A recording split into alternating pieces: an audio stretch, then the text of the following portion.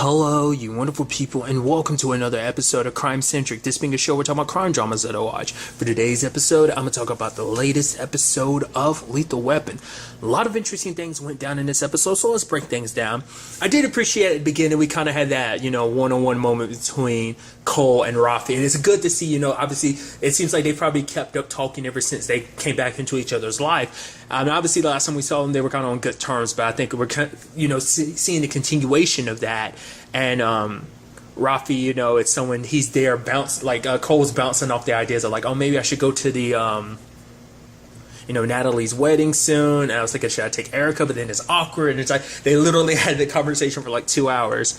But then it turns out that one of Rafi's professors, she ended up getting murdered, and he's the prime suspect. And the whole situation ends up putting Cole in a very compromising position because Cole is who he is. The fact is that he's willing to cross any line for anyone, like a friend. In this particular case, the person he's willing to cross the line for is Rafi. You can make the argument it's because of his past with Rafi that maybe, on some level, in some way, this is him making it up to Rafi for your little brother died because of me. So even though Rafi's forgiven him for all that, knowing that it's not on him and stuff like that, the fact of the matter is, I think maybe on some level, Cole is, still trying to apologize for that in some way, so that's why he's going above and beyond for Rafi. But also, I think, I kind of get the feeling anyone that's close to him like that in that regard, I feel like he would do it for Roger as well. But the fact is that he crosses a line. I did like that little thing where Erica was had cards already ready where it was saying he didn't do it. She puts it up and it's I know this kid. She flips the card over, it says on the back, and I'm wow, she really knows Cole,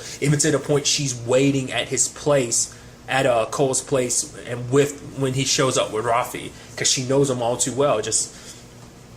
Which I think speaks volumes about everything. But the fact is, for him, it's just kind of he even gets Roger's help. And I love the whole thing of Roger, being oh, you could have just told me straight up. And he's well, no, as partners, I knew that you would obviously know. I knew that you knew that there was no taco place around here. And he's there isn't? I mean, yeah, of course I knew, so. But the fact of the matter is that he is willing to cross those lines because both people, important people in this, that being Roger and Erica, are both people who aren't willing to cross that line. Because the fact is, Cole is me and Natalie aren't even together, but she would break the rules for me. And it's well, maybe that's the reason why you aren't together. And that was kind of a sore spot, just considering everything about their whole situation. So that's kind of a touchy subject. She kind of pushed that, but they were in an argument. But because for her, it's her career and everything she built up. It's not even just her career, it's who she is. She's not a rule breaker. And so for her, it's I'm not willing to cross those lines that you're asking me to cross. I understand you, but I go through the proper channels and stuff like that. But for, I think for Cole, because he lived so much of his life kind of going outside of the rules. I mean, he worked for the CIA for such a long time that the fact of the matter is those lines that, they blur because it's just kind of easy. So, because you can make the argument it's second nature for him to go beyond those lines because he's so used to doing it from his work with the CIA, which plays into this episode because the one person he goes to with this whole situation is Barnes, because it turns out this whole thing is kind of some big kind of thing because it deals with this Professor Lee who has basically been brought in by the Chinese intelligence. They basically want to use him to steal aerospace stuff from here because that's what the whole professor getting murdered was about. They even framed Rafi for it. They kind of changed his transcripts and stuff like that to make him the perfect patsy suspect in the case. So the guy gets away, but now it's there's no evidence there, but there's stuff left to be oh, hey, these guys are totally what Cole suggested behind this whole situation might be true. They go to Avery, and Avery has to reluctantly go to Erica about it. But, and during the conversation, she's what is up with Cole? It's almost he's going off a cliff. And Avery's he's just trying to help a friend. And it may not seem like it, but that is one of his, it kind of seems a little crazy at this point. But it's yeah, that's one of his strongest qualities. Is the fact is that he's willing to go above and beyond for someone that he cares about, But that's a complicated thing because obviously, he does the whole thing that he does in this episode, going to Barnes for help, trying to break into the consulate, and is trying to extract Lee himself, while at the same time Roger's going about it more legal means. I mean, to be fair, Roger kind of snuck around the consulate when things were kind of in a little turmoil, the lights went out and stuff like that. But to be fair, he had legal means to be there, so it's okay. But still, you know, and then it turns into that complicated situation because even when, you know, he was getting tortured, it's like, who do you work for, the LAPD or the CIA? And he's like, good question, because even Barnes is like, I was waiting to find out the answer because this is like the most his loyalty has been split. Because the fact of the matter is, it's like, yeah, he's loyal to the LAPD because it's like, Roger is his partner. This has kind of been his new home for a while. But the fact of the matter is, the CIA, once again, allows him to do what he wanted to do, what he needed to do to help one of his friends. So it's a tough line to kind of find himself in. And, you know, when it's all said and done, it is kind of sad and heartbreaking because, like, you know, Roger was pissed at him because it's like, the fact of the matter is you sat there and you lied to my face. You're here illegally doing whatever you want to. I at least got here through legal means. Like, I don't have to cross the line, which is interesting considering the fact is that Roger kind of crossed the line in certain regards, at the very least kind of abused power and stuff like that, because he was like, oh, you know, getting Rihanna an escort to the SATs, you know, using police resources and even helping out with the whole Rafi situation. He forgot to say off the record to Daryl, even though Avery warned him. It's like, yeah, that dude sunk my campaign before you sunk my campaign, you know, and all that stuff. So that was interesting. I was curious. I wasn't expecting, like, I thought it might be like a full-blown episode ride along or something like that, but it's like, no, it was just kind of like, that was kind of the nail in the coffin in that regard for like Roger's situation. Yeah, it kind of ended badly, because when he got there, he heard about like Rihanna freaking out and not going to the SAT. So, okay, everyone put on your smiles. We're not going to tell your mom. The moment Trish walks in, she's like, really? And it's like, oh, she already knows because the LA Tribune published it and everything. So that's complicated all on its own. Because that, you know, all the while, you know, Trish is dealing with the whole her run for DA and everything. So, but Roger ended up figuring out later on, it was like, it wasn't just about Roger's screw up or Rihanna with the SAT. It's because Trish was scared, because the fact is, like, it's a big job. You're going for DA. Like, of course, it's something big. And it's like, maybe our family isn't meant for this. Maybe we're not prepared for it. But it's like, you know, Roger's like, even though if we aren't, you are prepared for it. There's no one better suited for this job than you. So the fact of the matter is, you know, our family might not be ready, but we'll get there ready because you are ready, you know? So that was just kind of an interesting thing. But the whole aspect of it, I think, is kind of sad in the end. It's just kind of like where things end. Because Barnes is like, hey, Cole, I've seen you at your best. I've seen you at your worst. The fact of the matter is how you were on fire tonight. It was like the good old times, wasn't it? Even Cole's like, yeah, I kind of had fun, you know? You know, it's like, oh, there's always a job waiting for you, like your true home with the CIA and everything. So it's like, and I think Cole is legitimately thinking about it because, you know, the two things that were kind of potentially keeping him. Because, like, one of the main things that kept him here was, you know, Natalie, you know, then Maya, and also, you know, now, you know, Roger, then Erica. But now it's like things between him and Erica don't work out because she's like, you know, because you realize, like, Cole kind of being the way he is, the way he operates, like, it's his way of things, but Erica would never break the rules. Like, even under these circumstances, again, it's like, yeah, Cole ended up being right, but she still would have done her job, and he's like, yeah, that's who you are. So, you know, and it's like, Cole's like, I wasn't going to the wedding. I was going to ask you to be my date, but now I'm thinking I'm not going to go. And she's like, maybe you should go. You know, a woman you'd break the rules for, who'd break the rules for you, who break the law for you, you should go. And it's kind of sad because I was like, I kind of had a feeling things probably between him and Erica wouldn't work out.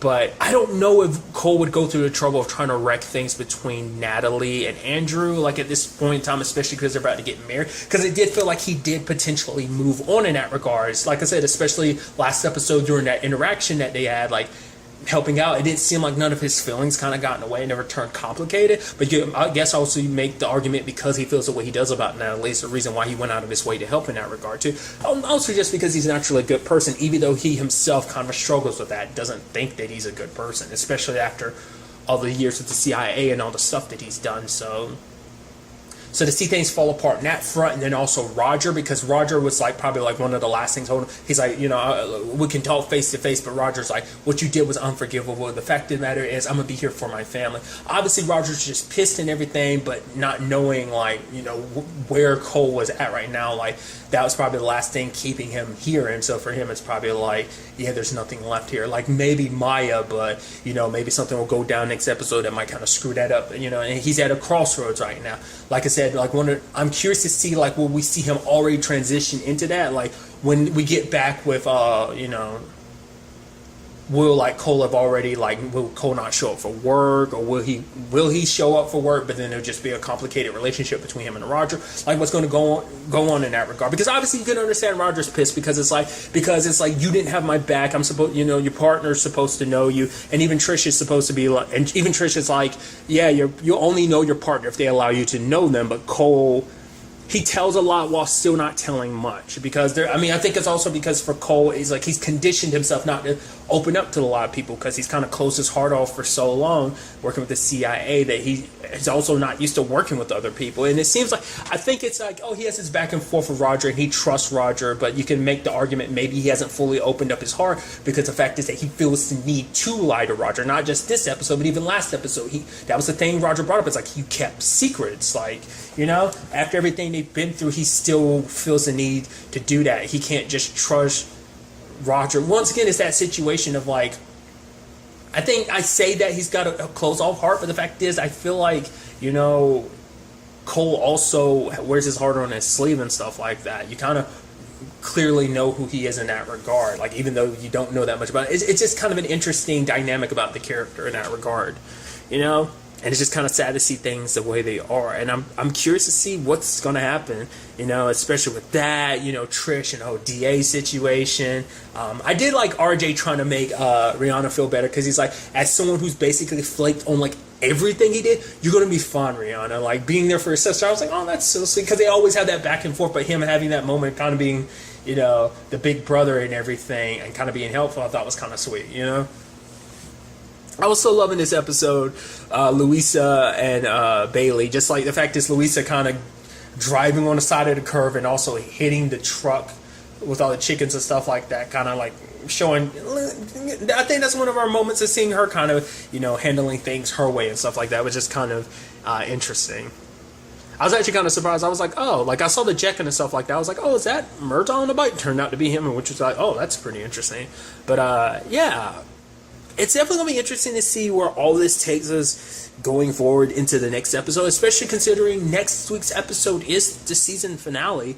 Because I looked it up before the episode, because I was kind of confused, because I brought it up before, like I knew like Damon Wayans had already put the statement out there that he was, after episode 13, he'd be done. So I was like, okay, so I figured the season was going to end after 13, but it turned out not to be the case. So I was like, okay, looked it up. Basically, Fox ordered 2 more episodes. So next week's episode, in fact, is going to be finale. So with that all kind of being said and done, I am curious to see what they do. It kind of leaves you kind of with bated breath, because you're like, okay, so what are they planning to do with Murtaugh's character, especially where they are right now with the story of like him and Cole and everything. It kind of makes you go, things will probably have a sad ending, because you could easily see the potential of them making a situation of they might keep the Murtaugh family kind of going off and doing their own thing, and then just no Roger, or maybe just the entire Murtaugh family. Maybe things don't work out and Trish doesn't get the DA job and they decide to move away or something.